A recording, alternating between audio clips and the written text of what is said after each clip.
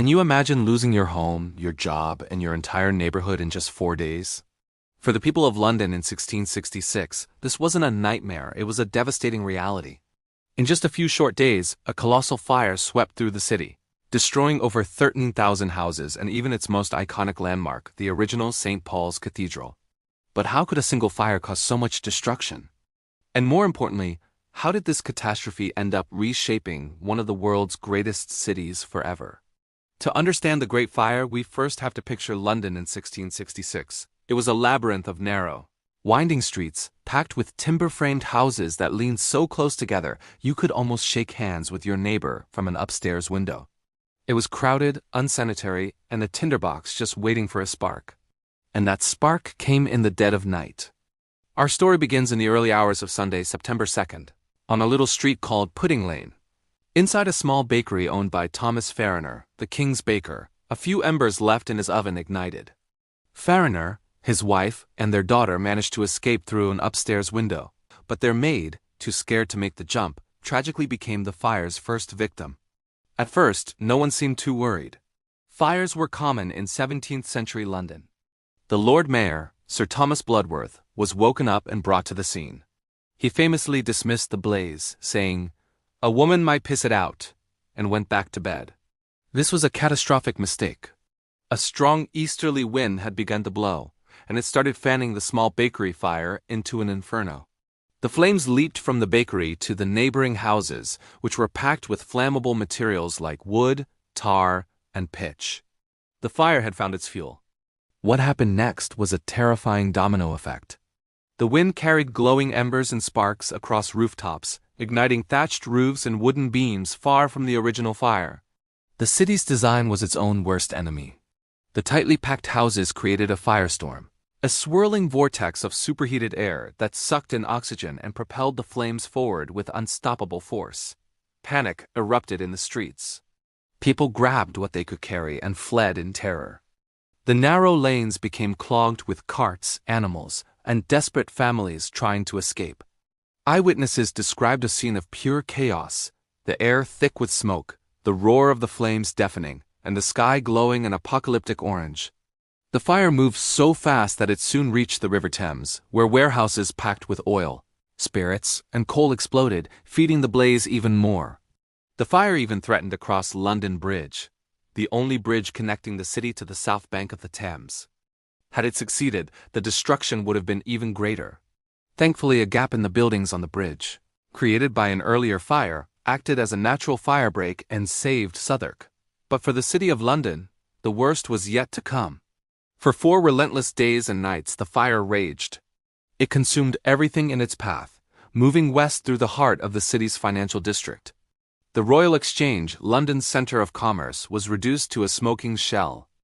Guildhall, the city's civic center, burned for hours. By Tuesday, the fire reached its most symbolic target, St. Paul's Cathedral. This wasn't the domed cathedral we know today, but a massive medieval Gothic structure, one of the grandest in Europe. People had stored their valuables and books inside, believing its thick stone walls would protect them. But the roof was covered in lead, which melted in the intense heat and streamed down the streets like a river of silver. The cathedral's massive wooden scaffolding caught fire, and soon the entire structure was engulfed in flames. Its collapse was a devastating blow to the city's morale. The scale of the destruction was almost unimaginable.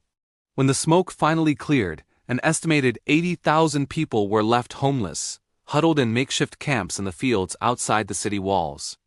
An astonishing 13,200 houses and 87 parish churches were gone. Officially, the death toll was recorded as being incredibly low, less than 10 people. However, historians now believe the real number was much higher, as the intense heat would have cremated many victims, leaving no trace, and the deaths of the poor and unknown often went unrecorded. One of the most vivid accounts of the fire comes from the famous diarist Samuel Pepys. He climbed the Tower of London and described seeing the saddest sight of desolation. He wrote of a most horrid, malicious, bloody flame, an infinite great fire. He even buried his prized possessions, including his wine and a block of Parmesan cheese, in his garden to save them from the flames. His detailed diary entries give us a chilling first-hand glimpse into the terror of those 4 days. So how did they finally stop this monster? The firefighting methods of the time were primitive. People used leather buckets to form human chains from the river, but it was like trying to put out a volcano with a water pistol. They also used long poles with hooks on the end, called fire hooks, to pull down houses and create fire breaks, but the fire was moving too fast. Desperate, King Charles II took personal command. He rode through the streets, organizing firefighting parties and handing out money to encourage people to help. The ultimate solution was drastic but necessary: gunpowder. The Royal Navy was ordered to blow up houses in the fire's path, creating wide gaps that the flames couldn't cross. This, combined with the wind finally dying down, allowed the firefighters to gain control. By Thursday, September 6th, the Great Fire of London was finally extinguished. In its wake lay a city in ruins. The economic and social crisis was immense. But out of the ashes came a once-in-a-lifetime opportunity for a complete rebirth. The fire had wiped the slate clean. King Charles II declared that London would be rebuilt, but this time it would be better. New building regulations were quickly passed. Timber-framed houses were banned. From now on, buildings in the city had to be made of brick or stone, with wider streets to prevent fire from spreading so easily. This single change fundamentally altered the appearance and safety of London. The task of redesigning the city's most important buildings fell to one man: Sir Christopher Wren. A brilliant architect, Wren was given the monumental task of rebuilding over 50 churches, as well as the magnificent new St. Paul's Cathedral. His iconic dome would come to dominate the London skyline and become a symbol of the city's resilience and rebirth. To commemorate the disaster, a towering column called the Monument to the Great Fire of London was erected near where the fire started. If you climb its 311 steps today, you can see a panoramic view of the modern city that rose from the ashes. The Great Fire of London was a terrible tragedy, but it had a profound and lasting legacy.